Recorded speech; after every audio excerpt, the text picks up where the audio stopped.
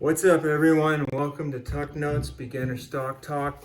My name's Tucker, or Tuck, and I'm covering Tesla stock as I do every single day. And coming up, we're going to go over some record-breaking numbers that came out of China.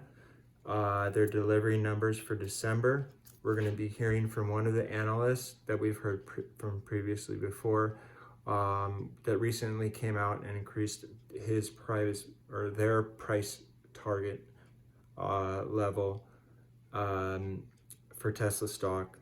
And we're going to also hear about why he believes China is such a critical recipe to Tesla and its future, and how important it is for the Chinese market and how it could dominate the entire market. And also after that, we will talk about what to expect for the next few days moving forward for Tesla. So with that, here we go. It looks kind of lame, but whatever. Tesla closed at $1,064. It was up 0.59%, which is $6.28. In the morning, Jerome Powell came out and talked, as I mentioned this the other day, about economic reports. And whenever he comes out and says something, the stock market can get severely affected. So he came out and spoke, and it shook up the market in the morning. If you go back on your phone, you can see Tesla drops down to like below 1050. And so, but however, after that was over, Tesla kind of closed positively for the rest of the day.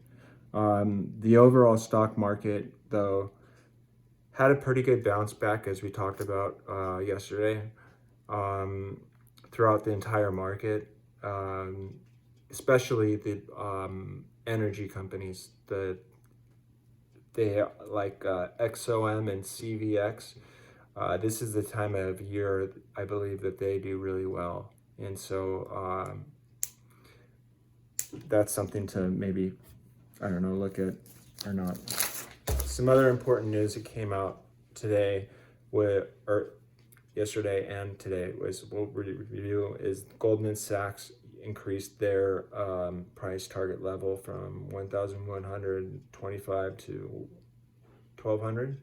And then today, Morgan Stanley came out and said, okay, well, our price target was 1,200. Now it's 1,300. And so they're expecting their deliveries numbers for 2022 to be around 2 million vehicles. And I believe that based off of what we just got from Q4. So there's high expectations on that. And I believe that they can meet those expectations with all the factories that will be opening up this year. Tesla delivery for vehicles for China delivered 70,000 vehicles, which was a record local delivery. I don't know what that means. But China is one of the most important markets that Tesla could be dominating in. There's a lot of demand for that cars in China, as there are here in America. However, this I found kind of really not funny, but funny when I heard it, but it's not funny. Out of that 70,847 vehicles, only 245 vehicles were exported to, the other countries. So I don't know. And then in November, Shanghai, their report was 52,000 vehicles. So they did increase by 20,000 vehicles. Okay, so whatever.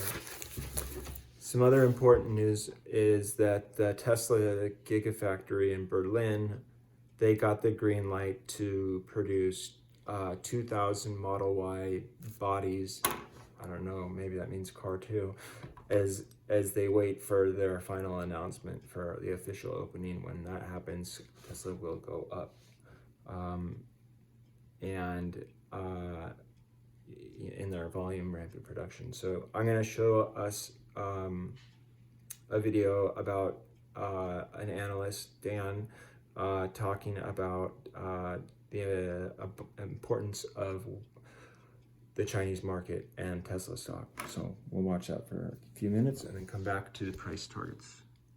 A really high-class problem. It's always had more demand than it has supply. So how important is this Austin production facility, along with the one that's coming online in Berlin, especially as, you know, there are legacy car makers like Ford and GM that are now jumping on the bandwagon and getting into the EV race? Yeah, look, in terms of what we're seeing from a capacity right now, I mean, Tesla doesn't have a demand issue, it's a supply issue. That's why Berlin and especially Austin are so important to what I believe is reaching about 2 million units by the end of this year. That would double capacity. And in terms of what we're seeing, it's a $5 trillion market opportunity in terms of EV, and it's the biggest transformation to the auto industry since 1950s. But for Tesla, the linchpin to the success from here on forward continues to be expanding supply. Yeah, and Dan, following to that note, you know, I read your note where you said that launching, obviously, production in the Lone Star State would alleviate supply chain bottlenecks, also accelerate production. What are your expectations on how soon would cars begin to be rolling off the assembly line? Yeah, I mean, based on all of our work, you know, in and around Austin, we think starting next week, we're going to get into the early stages of what I believe are cars rolling off the plant. Now, a formal announcement is something the street is looking to expect probably on the company's conference call in later this month. But it's important because Austin launching by January and ultimately Berlin getting through some of the red tape in Europe probably by mid to late February, that's really right now what the street's looking for to expand that capacity. And I think when you look at Austin in particular, it's been very smooth in terms of the build out. Hiring's been very strong over the last few months. And that's why Musk has made such a bet on Austin in terms of that being really the golden jewel of the ecosystem. And Dan, you know, let's go to China. Tesla's profitability in China is a lot higher in the US, but with all the recent challenges with supply and demand, do you still see that that's a growth opportunity there? And China has been really one of the keys to success. And we saw it in terms of 4Q deliveries. And we think China is going to be about over 40% of deliveries for Tesla in 2022. It's a tightrope in terms of China. You have domestic competition increasing across the board, geopolitical issues, U.S.-China cold tech war. But if you look what's happening right now, that China growth story is actually accelerating for Tesla in 2022. And that we believe is worth about $500 per share to the story. And it's something we believe is underestimated by the street, which is why we have a $1,400 base case price target. And Dan, just to reiterate what I said earlier, there has been huge demand for these cars and supply has been the issue trying to keep up. So what's your prediction for production capacity by the end of this year?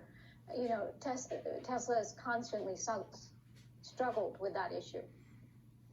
Yeah, we think about 2 million will be capacity by the end of this year. I think the chip shortage starts to moderate significantly going into February, March across the board. Tesla's been a little more Teflon-like there. And I think this is one where, as they navigate, you know, right now in EV land, a lot of competitors. We think it's not a zero-sum game. Ford's going to be successful at GM, Lucid, VW in Europe, and of course NIO in China.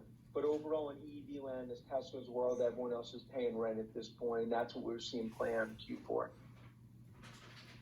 And Dan, you know, just to wrap this up really quick, I saw an analyst note from Morgan Stanley that pretty much classified the EV race as a marathon and says that Tesla is on lap 21 and the others are pretty much lagging behind, maybe per se lap number 2. Do you have a similar sentiment to that? Yeah, I mean, I think that's a great sort of way to put it because it's about the moat from the supercharger. It's about the battery technology and distribution. And it's one where Tesla continues to kind of expand that lead. You're going to have competitors, small shapes and sizes.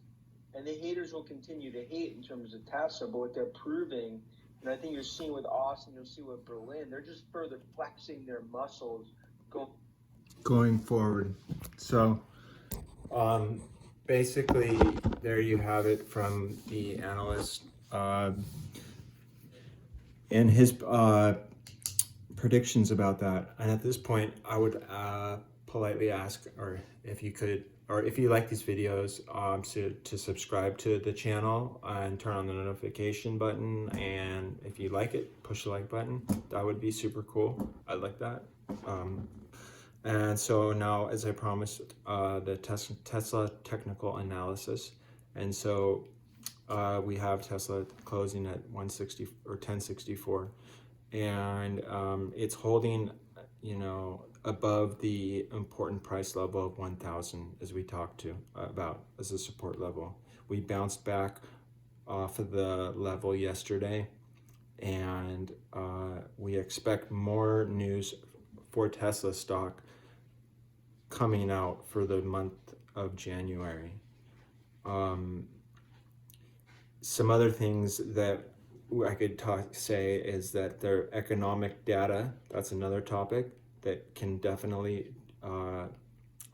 alter the price level for Tesla stock. And so yesterday coming out, we had, or today we had Jerome Powell. Tomorrow we have the Consumer Report Index coming out and announcing their numbers, and that could potentially shake up the market much more than what we saw. But we have more economic data coming out this week.